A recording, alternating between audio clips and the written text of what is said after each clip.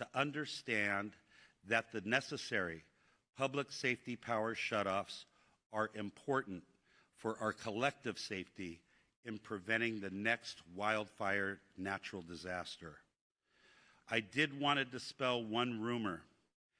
The LA County Fire Department has never turned down any offers for mutual aid assistance and resources. Repopulation will not occur until all areas are safe.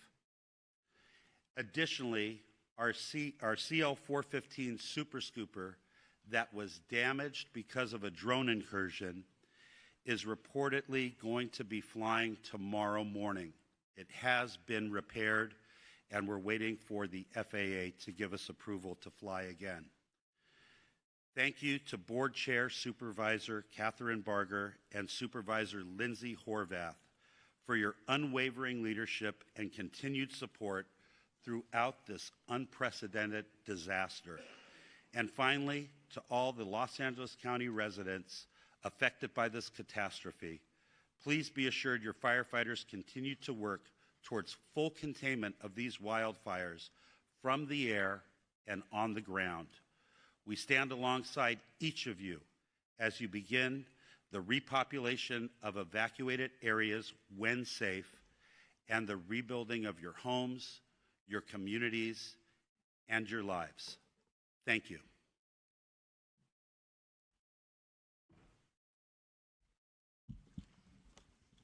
Good morning, everyone. Kristen Crowley, Los Angeles City Fire Department Fire Chief. I'll just start off with just a moment to share with everybody out there that's been impacted by these wildland fires that the entire LAFD family, sworn civilian, our city family, Mayor Bass, city leadership, everybody, our thoughts and hearts and prayers go out to you as we continue to push forward and mitigate this emergency. We understand the impacts, and we're working and will continue to work very, very, very hard for everyone. Another point I want to make is that also we are so very grateful for the firefighters and the first responders that have already arrived and continue to arrive in the Southern California region. We absolutely know that we cannot do this on our own, and we are tremendously appreciative of all of your continued support. As the increasing wind event is upon us as we speak, the Los Angeles City Fire Department has maximized our resource capabilities and response capabilities. All available LAFD resources have been staffed. I have strategically pre-positioned engine strike teams and task forces which are dedicated to rapid response for any new fire that breaks out in the city. In addition, I've directed the Fire Prevention Bureau to augment wildfire patrols in high hazard areas. The Palisades fire. Your LAFD remains committed to this fire, and we have a significant number of engines that have been dedicated to this fire. The crews that are involved, we have crews from up and down the state, outside of the state, have made excellent, excellent work overnight, mopping up flare-ups and hotspots. Their primary focus last night was on the Mandeville Canyon area, and this fire is now at 23,713 acres with 14% containment, with 5,123 personnel assigned to the Palisades incident. Firefighters will continue to work diligently throughout the day to increase containment and prevent further fire spread. Again, I want to focus my comments on the amount of resources that are here in the Palisades, from the first responders all the way up to our incident command teams. Again, we're going to keep working really, really hard for you. Just a brief comment on the Hearst fire. It's been held to 799 acres with 95% containment. Again, thank you to the community members that are out there for remaining vigilant. We are not in the clear. I want to make sure of that. We are not in the clear as of yet, and we must not let our guard down. As we have right now extreme fire behavior, and we need to make sure that the community is staying updated with the most information, updated information as well. follow all evacuation warnings and orders without delay. And please, please stay safe. I would now like to introduce our next speaker, and that is Sheriff Luna. Thank you. Robert Luna, Sheriff of Los Angeles County. Regarding our deployment, we still have well over 1,000 of our Los Angeles County deputies out there working on 12-hour shifts. We have 172 California Highway Patrol officers. I'd like to thank the commissioner who was with me yesterday, Sean DeRee, for all of his assistance. I also want to thank Major General Beavers. I was with him as well, and he has fortunately been able to increase the amount of National Guard assistance that he is giving us to up to 600. And he told me yesterday if we need more, we can ask for more, and we are strategically looking at that, analyzing it, and will ask as needed. Evacuations, we have approximately, and this is some good news because it's dropped, we have over 92,000 people who are under evacuation orders and approximately 89,000 people who are under evacuation warnings. I want our community to know this, and Chief Maroney did talk about this for a second. In every conversation we're having about evacuations, warnings, whether they're going to implement them or take them away, the conversation about repopulation is on all of our minds. I know that we are attending, staff's attending community meetings, whether they be out in the Palisades fire area in Malibu for us at LA County Sheriffs, in the Altadena area. We are hearing our community loud and clear, and we want to get you in there as soon as possible. But I want to reiterate what is holding us up. This is very important. We are still, for the Altadena area, we are in the third day of grid searching. It is a very grim task, and we, unfortunately, every day we're doing this, we're running across the remains of individual community members. That is not easy work, very sad to report, and I believe that work is not only going to continue, but I believe will continue to find remains. So please be patient with us. People are saying, I just want to go look at my house and I want to see what's left. We know that, but we have people literally looking for the remains of your neighbors. Please be patient with us. There's a lot of hazards in the area still. The area has not been rendered safe. Please be patient with us. And then we have the potential of crime scenes. And I'm not saying that's what it is. I'm just saying we have to think ahead because we can't go back from that. So please be patient with us. The curfew is still in effect, 6 p.m. To 6 a.m. for specifically the mandatory evacuation areas in both the Palisades impacted area and the Eaton fire impacted areas. Those are subject to change depending on need, one way or another. We understand, again, that people want to go back, but it is dangerous to do so, and we will not put anybody's safety at risk. I want to talk about arrest for the LA County Sheriff's area. Overnight, we had several other arrests. It brings it up to a total of 34 in our geographic area. We have 30 in the Eaton fire area, and we have 4 in the Palisades area. Last night specifically, again, for LA County Sheriff's jurisdiction, we arrested 4. 2 were for curfew violations. 2 were arrested for 1 drone incident. To my knowledge, we have now had 2 specific drone incidents that have resulted in 3 arrests.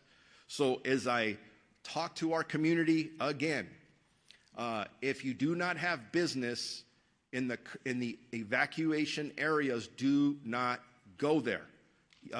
Please, you're infringing upon the work that our first responders need to attend to. And I do want to say, when I talk about these arrests, I want to clarify not all of them are for burglary or looting or for curfew violations. But it is very important when I say stay out, we are arresting people who are not supposed to be there, who do not live there, who are in possession of narcotics. We've arrested several with guns. And yeah, I'm going to tell you something. If our deputies being very proactive in these areas, stopping people in a constitutional manner as always, making sure that they're supposed to be there, and you have narcotics on you and you have a gun on you, in police work we call that a clue. Something's wrong there. So that's why we're arresting people.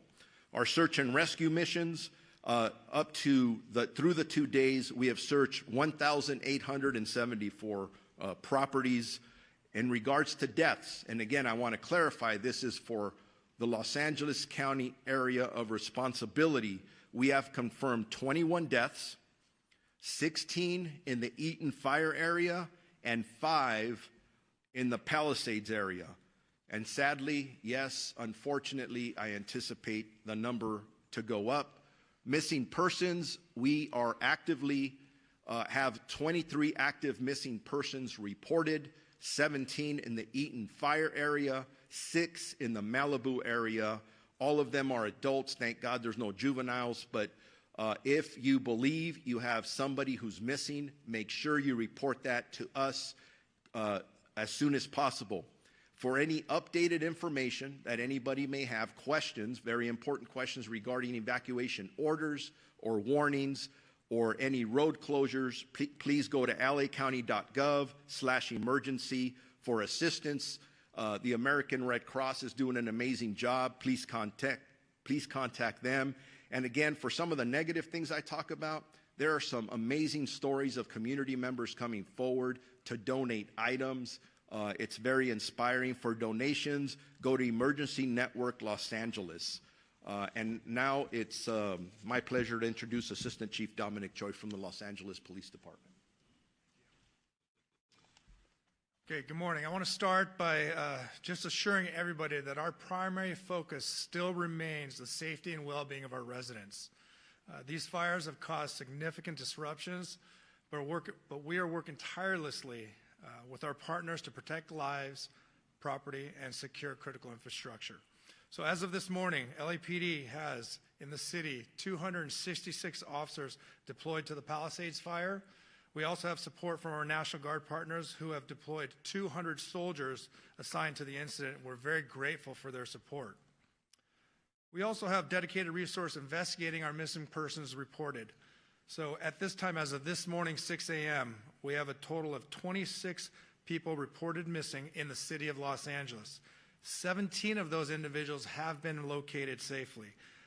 9 of the 9 remaining, 2 most likely were found in the fires deceased, but they haven't been positively identified by a coroner's office yet, so those are still waiting to be identified.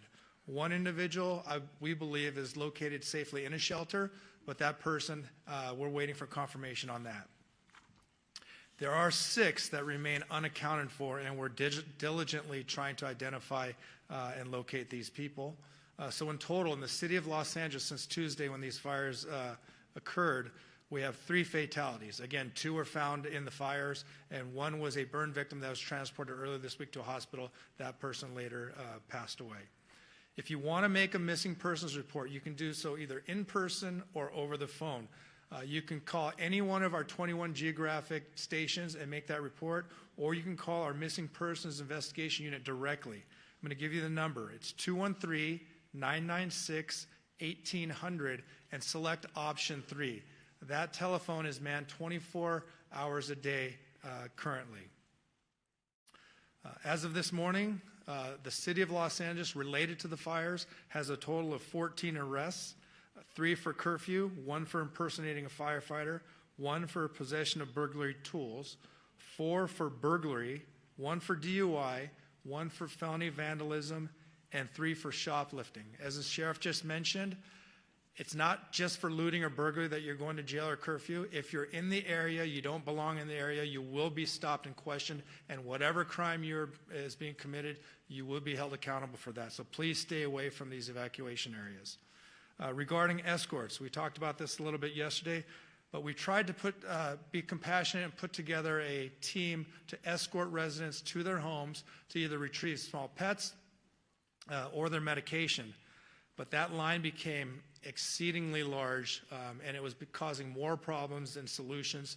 We have halted this escort service for the safety of everyone involved. Currently, we don't have any timeline of when we're going to open up that service, if at all. So please be patient with us. We know you are waiting. If you are still waiting at any of these checkpoints to be let in or escorted, please do not wait there. You will not be let in or allowed to have an escort at this time. Also, another important reason for stopping these escorts is because we have search operations beginning.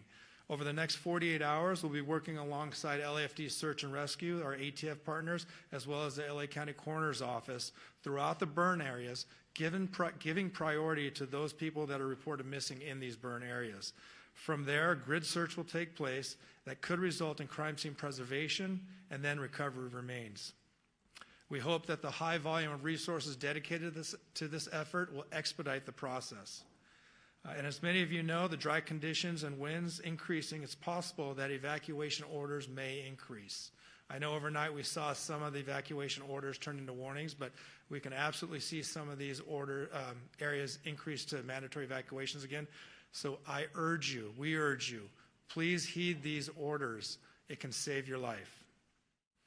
And as we also previously mentioned, identifying the cause of these fires is critically important to all of us. In conjunction with our partners and led by ATF, we have created a Los Angeles Regional Wildlife Investigative Task Force. And while their work is still in the early stages, we're committed to identifying the cause and origin of these fires, and we're also committed to holding anyone who's responsible for these fires accountable. And to further protect the residents of Los Angeles, in the city, our curfew is also still in effect from 6 p.m. to 6 a.m. In short, if you don't belong there, don't be there. In closing, I want to reiterate that our department and all of us standing here this morning are with you. I want to express my deepest gratitude to the firefighters, our fellow law enforcement partners, and volunteers who are putting themselves in harm's way to protect our communities and help people recover. Their bravery and dedication are truly inspirational. We are also grateful for the patience and cooperation of our residents during this difficult time. We know this is not easy.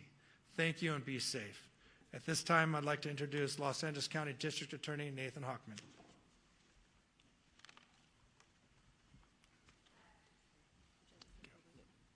Thank you. With firefighters literally putting their lives on the line to save lives and to save homes, with law enforcement working around the clock to keep security at a high level, with over 200,000 people evacuated, and I'm one of them, and with people who have lost lives, lost homes, lost businesses, there are still people in our community who, rather than saying thank you, look at this as an opportunity to commit crime and to take illegal profit and advantage over the situation. We've seen this come up, and you've heard law enforcement describe the arrests that have been made, whether those arrests are for looting, burglary, grand theft, whether those arrests are for arson, whether those arrests will eventually be for price gouging, because we have been seeing price gouging with hotels, people offering residences well above the 10% addition that they can charge. We've seen that with medical supplies, other types of supplies, price gouging going on. So the criminals have decided that this is an opportunity, and I'm here to tell you that this is not an opportunity.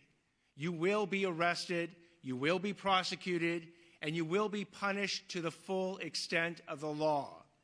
At 2 p.m. today, we'll be holding a press conference to announce the first charges in a looting case and the first charges in an arson case. This is not an arson case tied to the major fires. It was an arson case that was done on the side, in essence. You will hear that these people who've committed these crimes are facing very significant sentences. I am working with over 750 deputy district attorneys and in the entire law enforcement community to bring these people who are despicable and disgraceful to justice. And we're not only going to see what's happening right now in connection with bringing stability to our community, whether it's, again, going after the looters, the arsonists, or the price gougers, but we're starting to see the criminals emerge who are going to go after the recovery efforts. These are people who are contacting people and pretending to be GoFundMe operations to help people who have suffered. And GoFundMe, by the way, actually is an excellent organization that has put in place protections that if you use their site, you can use it safely. But these are people who are creating fake GoFundMe sites. I tell people to be very, very cautious when you give your money away to check out the organizations that you're doing it to. I applaud anyone who wants to donate to these causes, whether with money or services, but make sure that they are going to the right operations. Again, you can go to Emergency Network LA, that's enla.gov, or you can go to recovery.lacounty.gov to see the types of operations that you can have confidence in.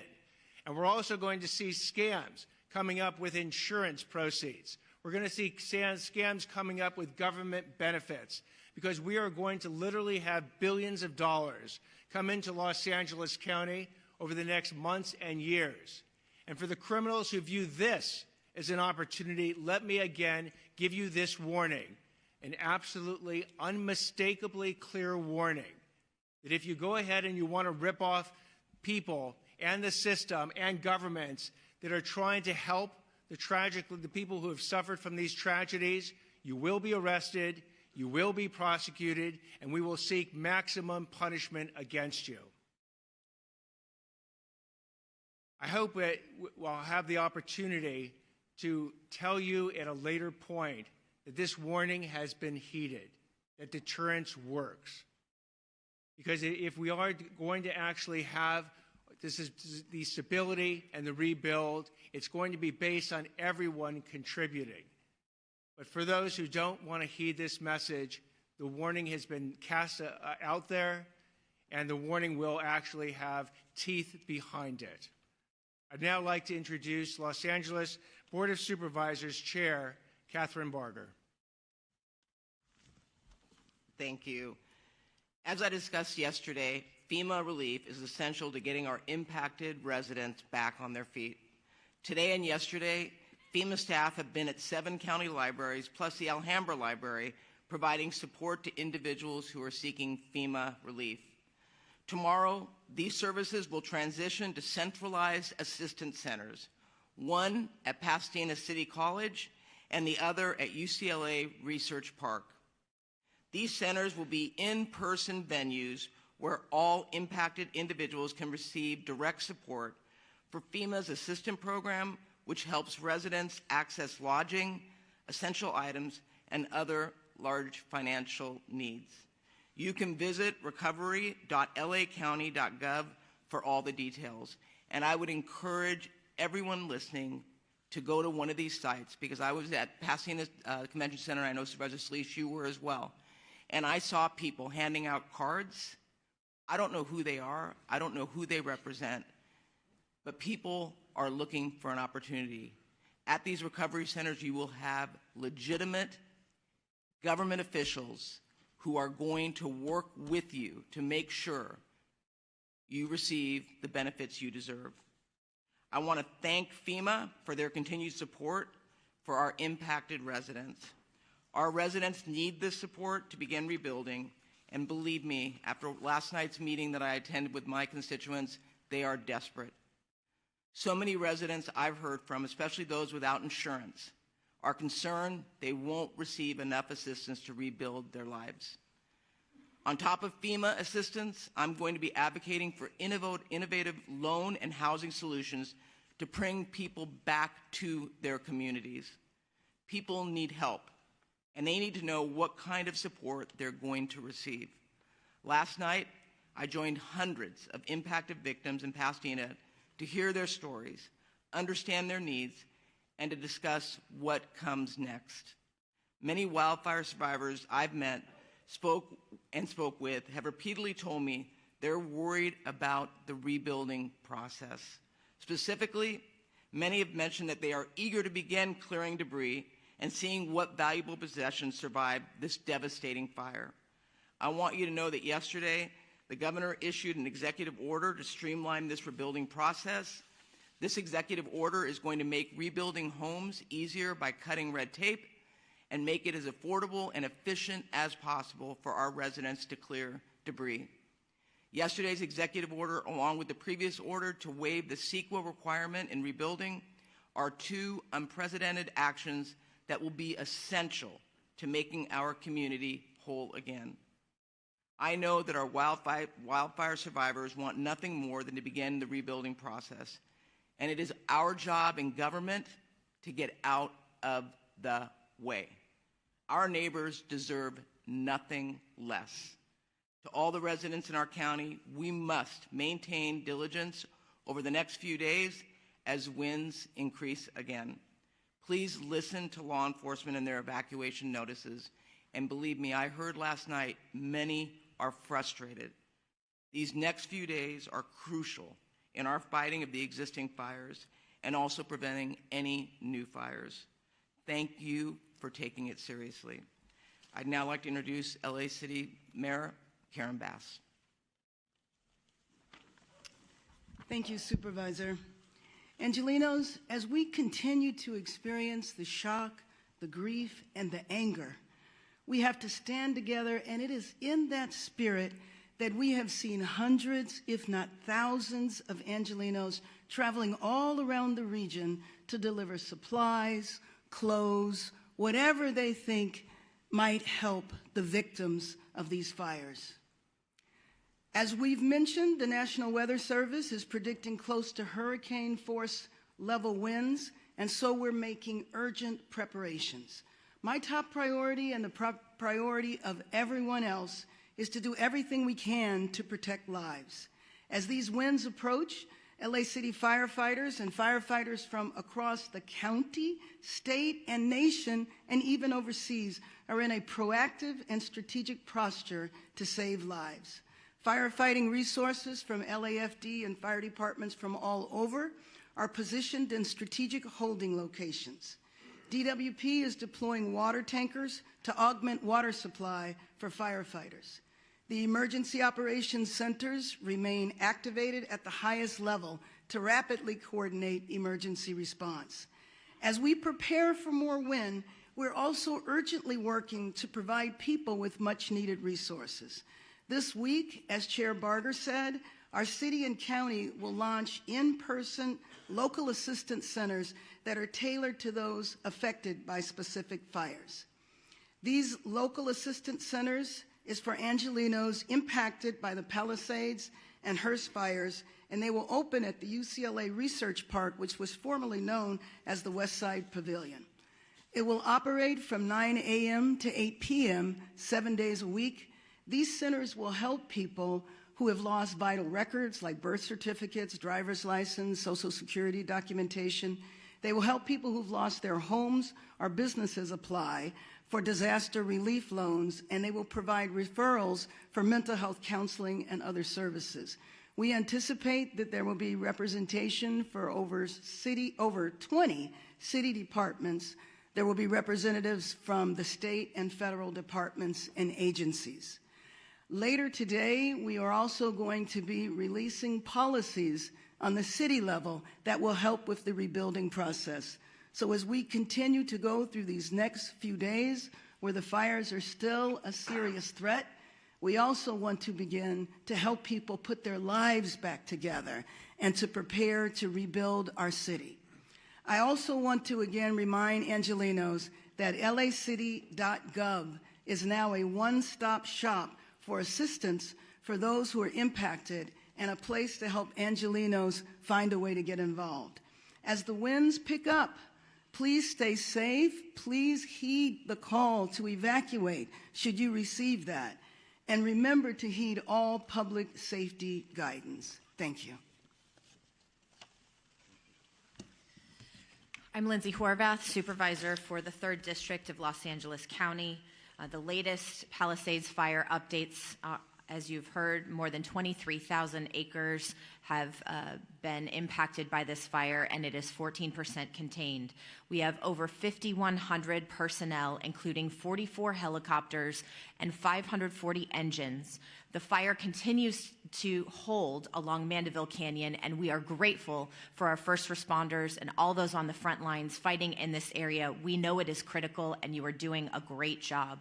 We've also made significant progress in Topanga Oaks, Sylvia Park, Temescal Ridge, to Mulholland. All of these areas have been under threat, and we are continuing to hold. Santa Monica has lifted their evacuation orders and downgraded to warnings in North San Vicente, moving from order to warning at 8 a.m. today. All of the warning areas have been lifted. A particularly dangerous situation has been issued. Strongest winds from Tuesday morning until Wednesday. We strongly encourage caution and vigilance. This is the weather prediction that the National Weather Service had going into last week's event. So these conditions are significant, they are serious, and we need you to follow all orders. All Santa Monica Malibu United School District schools will remain closed today. All Santa Monica campuses, except for Roosevelt Elementary, will be open.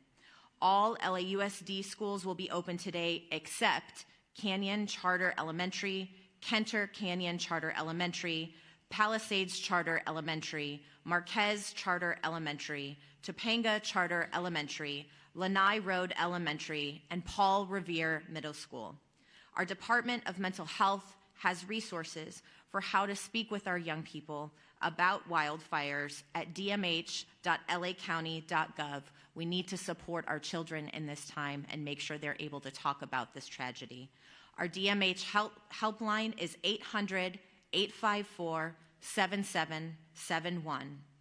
Metro fares continue to be suspended for as long as conditions remain the same. We thank our chair of the Metro Board, Janice Hahn, and our CEO, Stephanie Wiggins, for their assistance. Palisades Post Office has been relocated to Rancho Park Post Office. Residents can pick up their mail at 11270 Exposition Boulevard on the first floor. Recovery.lacounty.gov has launched. You can find initial damage assessments as well as maps to indicate your property location and status, comprehensive list of county resources by department, federal, state, local, and nonprofit emergency assistance. Once again, that website is recovery.lacounty.gov. Our Department of Economic Opportunities East LA Entrepreneur Center and America's Job Centers of California open today as well to support impacted workers as well as small businesses. As far as public health updates, the air quality smoke advisory continues through next week. Please wear N95 masks outdoors. Fine particulates are airborne even in areas not impacted by the fires, especially children and older adults, especially those with serious health complications, are particularly at risk. LA County Department of Public Health is providing N95 masks at all evacuation shelters and to community-based organizations. When you are at home, please close your windows and doors, run the air conditioning or air purifiers if you have them, and check your filters regularly. In your car, close the windows and vents, turn your air conditioning on to recirculate. Do not, in any way, use leaf blowers or other actions that will push ash into the air. Follow all drinking water advisories, and due to ocean contamination, avoid the following beaches: Malibu Point at Surfrider Beach, Solstice Creek at Dan Blocker County Beach, and Inner Cabrillo Beach in San Pedro. To stay informed about the latest emergency orders, you can go to emergency.lacounty.gov. And I want to once again thank all of those who are on the front lines, keeping us safe through this very difficult time. All of our volunteers who have kicked into action to ensure that our community members are supported. And I also want to thank our governor for an additional executive order in addition to the one that he issued yesterday to expedite debris removal, and to reduce the risk of mudslides. As we know, rain is predicted starting next week, and these complicated conditions may only worsen. We thank him for his foresight and his partnership. Helen Chavez, Communications Director for Chair Catherine Barger. Chair Barger recognizes and thanks the following elected representatives for joining us this morning and for their ongoing support during this emergency. We have with us 1st District Supervisor Hilda Solis, California Board of Equalization Antonio Vasquez, Santa Monica Mayor Lana Nagrete, and State Senator Sasha Renee Perez. We are now going to transition to the Q&A portion of our press conference. Please raise your hand and wait to be called upon. When you are called upon, please announce your name and the media outlet that you are with. We're going to go start right here. I'm sorry. I'm so sorry. Okay. Gigi Gracia, Fox 11 News. I have a question about the fire, but I'm going to start with this question. Maybe I'll have a second chance. Assistant Chief Choi, to most families, if not all families who have pets, they are like family to them. Tomorrow will be 7 days that those pets that are inside the houses that survived may be without water and most likely without food, which would put that in an extremely critical condition that could lead to death if it hasn't already. Is there nothing that can be done for those folks that are telling us they are desperate, they just want to go in, get their pet, and go right out? They don't want to look at the house, they want to get their animals out. The fire broke out at 10:30 Tuesday morning. Many folks were at work already and have not been able to get back. Yes, I can tell you my comments were specific to escorting that resident or those residents back to their house to do such things. There are other options that we can do. For example, officers that are patrolling the area can get a list of locations at the checkpoint. Officers can patrol these areas and go check themselves. I'm not saying that's exactly going to happen, but there are options where we don't have to leave a pet in there if we're made aware of that. So you can go to the checkpoints and talk to officers, but I urge you not to go there just to wait to go in to see your house, which is largely what a lot of these individuals are doing. They're waiting to be escorted to see their property, which we can't do. We still aren't doing medication and pets. However, we can come up with a way where if somebody knows a pet is in the residence, that we'll do everything we can in our authority to go in there and get that pet. And then, Gigi, on that note, Pasadena Humane Society is actually going into the Altadena area that's under evacuation orders and feeding pets. So there is, we will link up and see if we can duplicate that. To the woman right there, in the right here. Yep, and then we'll go. Great, thank you. Oh, you got to hold on. Great, sorry. Hello, Jane Secker, Sky News. A couple of questions. One to Fire Chief Maroney. More bad winds on the way. We know the conditions, as we've just heard, are going to be the same as last week. How confident are you that you're better prepared this time? And also a question for Mayor Bass, if I might. Our correspondent David Blevins asked you last week if you owe the people of Los Angeles an apology for cutting the fire budget. You didn't respond to him then. Would you like to respond to us now? So for the fire question, thank you. We're absolutely better prepared for this coming PDS, the severe fire weather event. You've heard the statistics, number of personnel assigned to the incidents, over 5,000 firefighters assigned to the Palisades fire, over 3,000 firefighters assigned to the Eaton fire. The state, under the leadership of Governor Newsom, has set up a mobilization center in Banning where we have resources staged that can come into LA County to assist with a new fire start or the expansion of one of our existing fires. We also have numerous aircraft, local government aircraft, helicopters, we have water bombers, we have retardant fixed-wing aircraft from the state and federal government. We have military aircraft. So we've not only augmented the ground resources, but also the air resources. I think that we're very well prepared for the next event, but that's never going to be, we're never sure that we're going to be able to catch the next fire and keep it small. They said 70-mile-an-hour winds. It's going to be very difficult to contain that fire. That's why we ask all residents in a brush-prone area to be prepared to evacuate if you get the evacuation order, and start those preparations before the evacuation warning comes. Thank you. There was a two-part question to that, correct? My focus is on us being prepared as a city for tomorrow. As you began, we could face another very difficult situation for thousands of Angelenos. When we are past this period, there will be an evaluation of everything that went on.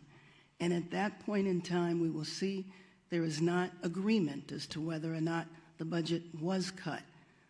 All of those issues will be resolved when we are clear that Angelenos are safe and we are ready to rebuild our city. Thank you. Thank you. We're going to go right here in the middle. Next. Jonathan Bigliotti, CBS News, for Mayor Bass, please. Last week, many people were working and could not get back in time to properly evacuate. As we've discussed in this room, there were pet care issues, health care issues, child care issues. Now ahead of this latest event, you have businesses that are proactively closing, essentially treating this event like it was a hurricane or a blizzard. If they are taking those steps, why are you not implementing broader closures right now to keep your constituents safe? We are doing everything we can to keep Angelenos safe. If there is a need for closures, that will be done. But right now, we are in preparation for tomorrow. Thank you. Is this the day, though, to treat this like it is a hurricane or a blizzard? Absolutely it is, which is why you see everybody here standing united, prepared and ready to address what, if hopefully we won't experience, but we are ready, we are prepared, and we will continue to do everything we can to keep Angelenos safe. Thank you. But now this is important because this is the fourth time we've had these dire warnings. Each previous time there has been loss. So this is a critical time to make those decisions. In hurricanes and blizzards, like I've discussed, people stay at home. Businesses are closed. People can then prepare to evacuate so there aren't pets left in their homes. There aren't children with daycare providers. They're scrambling. They scrambled last week. There are pets. So the question is, what are you doing to make sure that that doesn't happen today? I've answered your question. Okay, we're moving on over here in the back right there. Hi, Morgan Windsor for ABC News. I have two questions. One for fire officials regarding the status of the investigation on the Eaton fire, and then a second for perhaps the district attorney on price gouging. The first question, I'm wondering if officials are honing in on the transmission towers owned by Edison in the area of the Eaton fire as a possible source of ignition. Yeah, thank you for your question. I'm going to turn that over to the LA County Sheriff. The cause of the fire is still under investigation. The sheriff might have an update for you. If it is arson and not the transmission tower, then that would be a crime. I'd like the sheriff to speak to that. Simple answer to that is yes. We're looking at everything. We have a team that is obviously focused on the response as we prepare for any event, and then the investigation, not only into the recovery of the remains and the issues surrounding that, but anything that would have caused any of the fires anywhere in our jurisdiction. I think the assistant chief from LA talked about a task force. We're on that as well. We're working together, and we expect to find answers. Okay, I saw a hand right here in the blue jacket. Hi, good morning. Lauren Coronado with NBC4 News. This is for Chief Crowley. You mentioned wildfire patrols in high-risk areas. Can you identify those high-risk areas? Sure. So, and that's that lean forward posture as we're looking to do everything in our power to ensure that we maximize our efforts with the resources that we have, which this whole patrol, we're utilizing fire inspectors. So with that, we're going to be patrolling, taking a proactive approach. Anywhere where there's any wildland risk is where we're going to be patrolling. It's just extra set of eyes, ears. We can also help the community with questions. And that's really important. The community also knows that the city, the fire department is leaning forward. We're utilizing the resources that we have. So to answer your question very specifically, it's anywhere where it's in the wildland area. That's where we're going to be putting our patrols out. Thank you. Thank you very much. I have one more question. Sorry, I should have asked right off the bat. For any fire official, I understand there's better air resources this time around, military equipped. With these high winds, I know a big issue is that they weren't able to be utilized because of the high winds. When we're talking military equipped, does that change things? Can you do those aerial attacks with these kind of aircraft? It's not going to change it. So we still have wind cutoff speeds for fixed-wing retardant tankers, water bombers, and helicopters. The helicopters that we have at LA County Fire are military helicopters. They're patterned after the Black Hawk. And still we do have wind cutoff speeds, not only for the safety of the helicopter, but what happens as the wind speeds increase, the effectiveness of the water drops or retardant drops is affected. And the minute that aerial firefighting resources are no longer efficient or effective or safe, we have to ground them. That's the unfortunate truth, but we do have a lot of people on the ground that can still fight the fire. You saw our firefighters, 100-mile-an-hour winds, Eaton Canyon, and Altadena that kept fighting the fire even in those strong winds. Thank you. Thank you. We're going to go over here, and then we'll go over here. Thank you. This is Dave Zonizer at the Los Angeles Times. I was wondering if you could go sort of fire by fire and tell you where you are on determining the origin. Are you guys looking at whether or not New Year's Eve fireworks might have been a trigger for the Palisades fire with something then flaring up later? I know you mentioned the Eaton Canyon fire, but can you tell us, for example, is arson being viewed definitely as the cause of the Sunset fire? Could somebody just walk us through each of them? Yeah, I mean, I could talk about, so right now we have the task force that is robust, that is, they're identifying cause and origin for each of these separate fires. There's so many of them.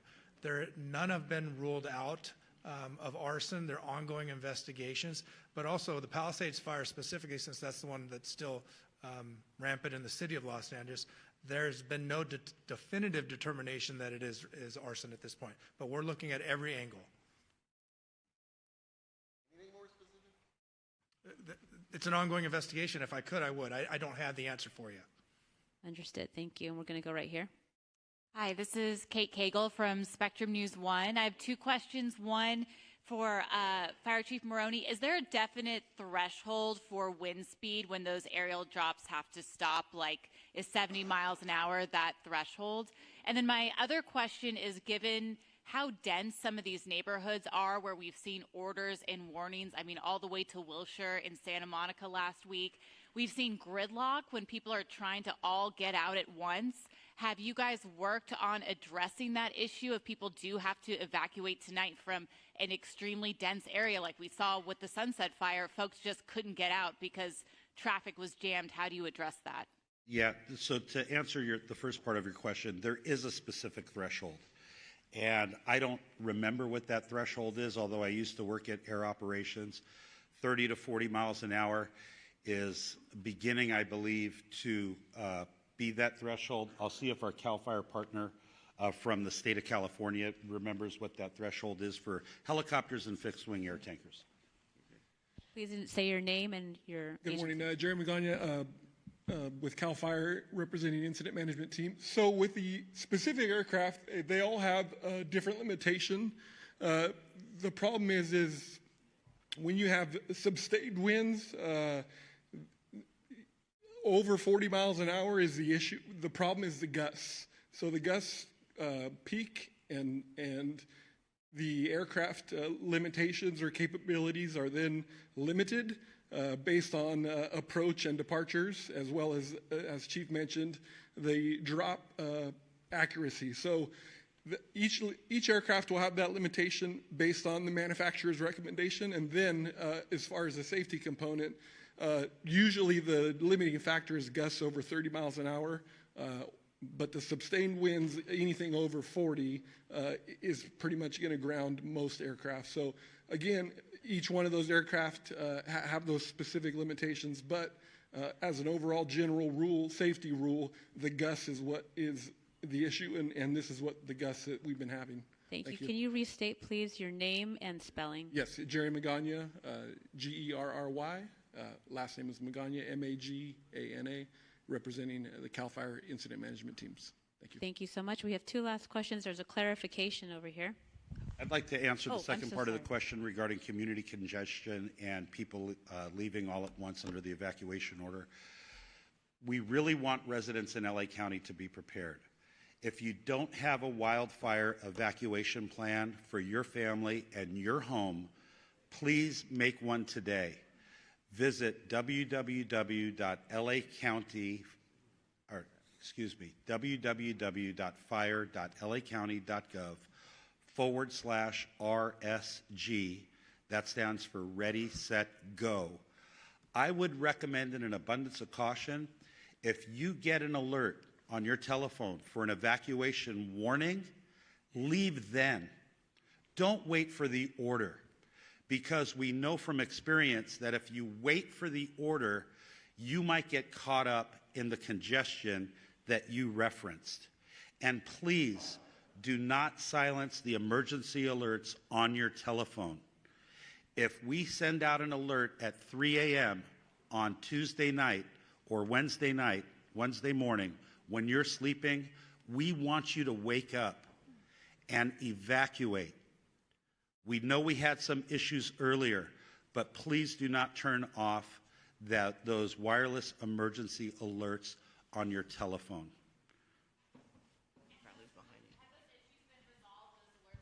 Accurate?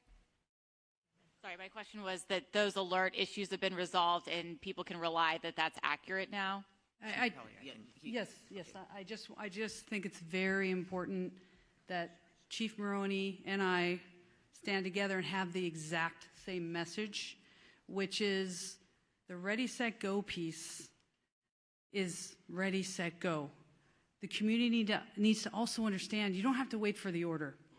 Knowing what we know and what we saw, if you're in any of these particular areas, that lean forward posture, we keep talking about it. We saw the impacts, extreme impacts of the winds when what happened in Palisades. Our professional advice to anybody out there is to make sure you're ready, to make sure you have a plan. We talk about the pets, we talk about the medications. Put your plan together, be ready, and you do not have to wait. You do not have to wait for the order. And I think it's really, really important that everybody hears what Chief Maroney and I are saying. And in fact, the rest of the region, the rest of the fire chiefs are saying the same thing. Thank you. And Kevin, you were going to address the alert issues. Kevin McGowan, Director with the LA County Office of Emergency Management. In partnership with the state, we have the wireless emergency alert system ready to go with a state partnership. Thank you. And we are at time. We will have one-on-one interviews. If you have any unresolved or unanswered questions, please approach to the front and we will connect you to the appropriate speaker. Thank you for today.